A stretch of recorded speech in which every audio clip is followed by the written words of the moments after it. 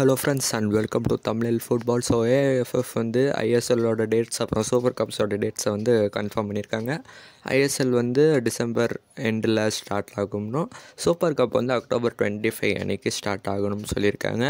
And Chennai FC வந்து most probability வந்து 50-50 தான் இருந்தாங்க சூப்பர் கப்பில் ஜாயின் பண்ணுறதுக்கு. பட் ரீசெண்ட்லி சூப்பர் கப்போட ட்ராயிங் பார்ட் வந்து ரிலீஸ் பண்ணியிருக்காங்க. அதில் வந்து சென்னை எஃப்சியோட நேம் இருக்குது. So we will be seeing Chennai FC in super cup. And அது மட்டும் இல்லாமல் கால் மெக்யூவோட சைனிங் பற்றின டீல் வந்து ரொம்பவே வலுவடைஞ்சிருக்குன்னு சொல்லலாம். குறிப்பாக கிளிஃபர்ட் மிராண்டாவோட வருகைக்கு அப்புறம் தான் இந்த டீல் வந்து ரொம்ப ஸ்ட்ராங்காக இருக்குது. அண்ட் கண்டிப்பாகவே வந்து கால் மெக்யூவை வந்து நம்ம எதிர்பார்க்கலாம் சென்னை எஃப்சியோட ஜெர்சியில். அது மட்டும் இல்லாமல் சூப்பர் கப் வந்து 16 டீம்ஸ் வச்சு நடக்க போகுது, with all 13 ISL teams, with சில ஐ லீக் டீம்ஸும் இன்க்ளூட் ஆகிருக்கும். அண்ட் 16 டீம்ஸ், 4 குரூப்ஸ், அந்த 4லேருந்து ஃபைனல்ஸ் தான் சூப்பர் கப்போட ஃபார்மேட்டாக இருக்க போகுது.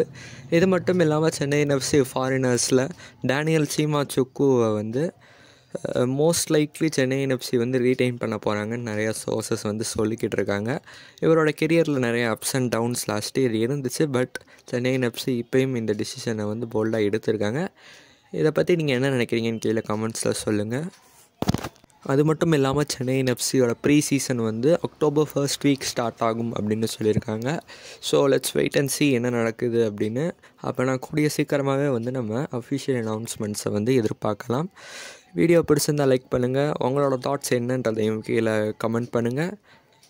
நம்ம சேனலுக்கு சப்ஸ்கிரைப் பண்ணிக்கோங்க. நன்றி, வணக்கம்.